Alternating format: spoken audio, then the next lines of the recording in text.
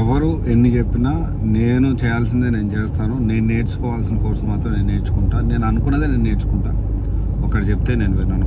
ఈ టాపిక్ గురించి వీడియో ఎందుకు చెప్తా ఉన్నానంటే, మెనీ పీపుల్ మనకు తెలుసు, మీ అందరికి కూడా తెలుసు, చాలామంది కౌన్సిలింగ్ అటెండ్ అవుతూ ఉంటారు. వాళ్ళ డౌట్స్ అనేవి ఎలా చేయాలి, ఏం చేయాలి అని చెప్పి చెప్తూ ఉంటారు. బట్ ఏంటి అంటే వాళ్ళు బ్లైండ్గా ఒకటి ఫిక్స్ అయిపోతారు, ఈ కోర్సే నేర్చుకోవాలి అని చెప్పి. ఇది కరెక్టా కాదా ఆ విధంగా వెళ్ళడం అనేది మనం ఈ వీడియోలో డిస్కస్ చేసుకుందాం. అదొకటి. దాంతోపాటు చాలామంది ఒక మిడిల్ క్లాస్ ఫ్యామిలీ నుంచి వచ్చి హయ్యర్ పొజిషన్కి వెళ్ళాలి, ఒక లోయర్ మిడిల్ క్లాస్ నుంచి ఏమీ లేని స్థాయి నుంచి బాగా ఎదగాలి అనుకునేటప్పుడు ఎవరు బిగ్గెస్ట్ ఎనిమీస్, దాని గురించి కూడా మాట్లాడుకుందాము. ఒకసారి సక్సెస్ వచ్చిన తర్వాత వాళ్ళ బిహేవియర్ అనేది చేంజ్ అవుతుందా, ఏంది ఇదంతా, దీని గురించి కూడా మాట్లాడుకుందాము. ఎస్, మనందరికి తెలుసు, వెరీ రీసెంట్ డేస్లో పల్లవి ప్రశాంత్ అరెస్ట్ అవ్వడం జరిగింది. ఇప్పుడు చెంచల్ కూడా జైల్లో కూడా ఉన్నారు అని చెప్పి న్యూస్ అయితే వచ్చింది. అండ్ దీనికి సంబంధించి చాలా క్లారిటీ ఏంటి అంటే, ఇక్కడ పల్లవి ప్రశాంత్ తప్ప ఒప్ప అనేది కాసేపు మనం పక్కన పెట్టేసి మనం కొన్ని విషయాలు డిస్కస్ చేసుకుందాం. ఏంటి అంటే, జనరల్గా ఒక కామన్ పర్సన్ని, ఇది నా పర్సెప్షన్ మాత్రమే, నేనేదో పల్లవి ప్రశాంత్ సపోర్ట్ అని కాదు, అలాగని అగైనెస్ట్ కూడా కాదు. ఇది నా అనాలిసిస్, నేను అర్థం చేసుకున్నది ఈ విషయంలో. జనరల్గా ఏంటి అంటే, బేసిక్గా మనము ఒక అంటే ఒక కామన్ మ్యాన్ కానీ, ఒక ఏమీ లేని వ్యక్తి ఎదగాలి అనుకున్నప్పుడు, ఏదైనా సక్సెస్ సాధించాలి అనుకున్నప్పుడు, అందరికంటే పెద్ద ఎనిమీస్ ఎక్కువ లాగేది ఎవరంటే ఇంకొక కామన్ మ్యాన్. ఇది హార్ష్ రియాలిటీ. అండ్ చాలా మిశ్రమ, అంటే చాలా డిఫరెంట్. కొంతమంది సపోర్ట్ చేస్తూ మాట్లాడుతున్నారు, కొంతమంది తిడుతూ మాట్లాడుతున్నారు.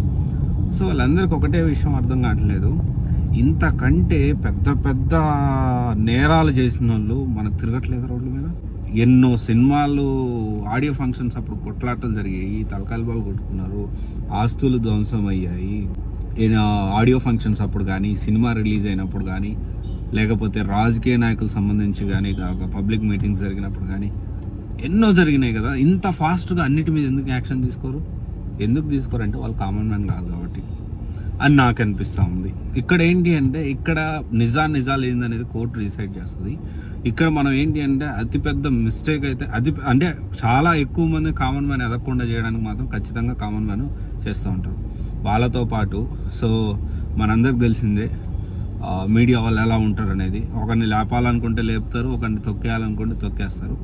సో నాకు అనిపిస్తూ ఉంది, ఒక కామన్ మ్యాన్ కప్పు కొట్టడం కానీ, ఒక మిడిల్ క్లాస్ పర్సన్ ఎదగడం కానీ సొసైటీ యాక్సెప్ట్ చేయలేకపోతుందని నాకు అనిపిస్తూ ఉంది. అండ్ మోర్ ఓవర్ దెన్, నేను చూసిన వీడియోస్లో పల్లవి ప్రశాంత్ కూడా కొంచెం తప్పు ఉందేమో అని నాకు అనిపించింది. ఎందుకంటే డెఫినెట్లీ వాళ్ళు చెప్పినప్పుడు వినాల్సింది. సో వినకుండా నేను రైతు బిడ్డని అన్యాయం చేస్తారా అని కూడా మాట్లాడినట్టు నేను కూడా చూశాను. బట్ అలా అనుకుంటూ ఉంటే బాగుండేదేమో అనుకుంటున్నాను నేను.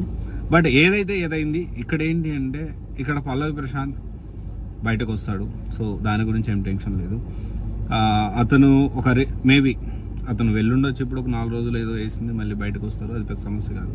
కానీ అతని మీద ఉన్న అభిమానంతో ప్రభుత్వ ఆస్తుల్ని ధ్వంసం చేసిన వాళ్ళు ఎవరైతే ఉన్నారో వాళ్ళు మీ జీవితంలో ఆ కేసు అనేది కాంప్రమైజ్ కాదు.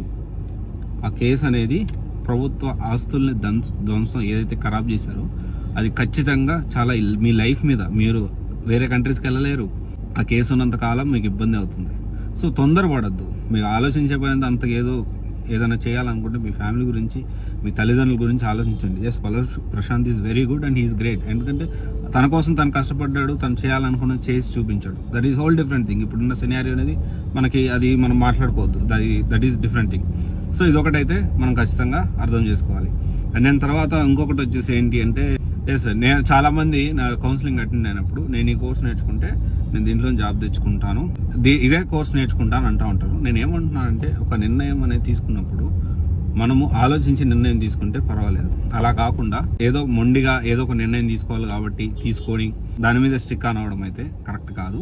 సో ఇది ఒకసారి ఆలోచించండి. ఎందుకంటే ఇప్పుడు అది మనం ఒక డెసిషన్ తీసుకొని, ఒక కోర్సు దానికి కాల్స్లే ఉన్నప్పుడు డెసిషన్ మార్చుకునేటట్టు ఉండాలి. ఒక ప్రాబ్లం వచ్చినప్పుడు మార్చుకుంటే, అంతేగాని మొండిగా ఒక కోర్సు నేర్చుకుంటా దీని మీద నేను ఉంటా అనడం కూడా కరెక్ట్ కాదు. అండ్ ఇంకొకటి ఏంటి అంటే, ఒకవేళ ఫెయిల్యూర్ అయినా కానీ దాన్ని మళ్ళీ డైరెక్షన్ చేంజ్ చేసుకొని ఇంకొక డొమైన్కి వెళ్ళేలా ఉండాలి. ఇలా ఆలోచించగలగాలి. అలా ఆలోచించలేకపోతే మాత్రం కష్టమే. ఇది ఒకసారి ఆలోచించండి. అండ్ మీరు ఒక కోర్స్ నేర్చుకుంటున్నారు అంటే దానికి ముందే ఆలోచించి, దీనికి ఫ్యూచర్ ఎలా ఉంది, నేను కోర్స్ నేర్చుకుంటే నాకు జాబ్ వస్తుందా, నాకు సూట్ అవుతుందా లేదా, నేను నేర్చుకోగలుగుతానా లేదా, ఇవన్నీ మీరు ఆలోచించి ప్యాకేజెస్ ఎలా ఉన్నాయి, ఓకే, ఫ్యూచర్లో 7 years తర్వాత ఒకవేళ అప్గ్రేడ్ అవ్వాల్సి వస్తే ఎలా అప్గ్రేడ్ అవ్వాలి, ఎలా ముందుకు వెళ్ళాలి, ఇవన్నీ మనం ఆలోచించి నిర్ణయం తీసుకోవాలి. ఇది ఒకసారి ఆలోచించండి. అండ్ డెఫినెట్లీ మనము ఏం చేసినా కానీ బెనిఫిట్ ఉండి చేస్తే తప్పులేదు. మన బెనిఫిట్ లేకుండా ఏదో ఒక జనాల్లో పడిపోయి ఏదో ఒక అట్లాంటి బిహేవియర్ అనేది అది మన కెరీర్కే ఇంపాక్ట్ అవుతుంది. డెఫినెట్లీ దీనికి సంబంధించి కమెంట్స్ బ్యాడ్గా రావచ్చు, పాజిటివ్గా రావచ్చు, but I don't care. So ఒక లిమిట్ దట్ ఏమైనా కమెంట్ చేస్తే డెఫినెట్లీ ఐ బ్లాక్. ఇంకా ఆన్సర్ చెప్పాల్సిన అవసరం కూడా నాకు లేదు. ఇది ఒకసారి ఆలోచించి మీరు మీ లైఫ్లో ముందుకెళ్ళండి.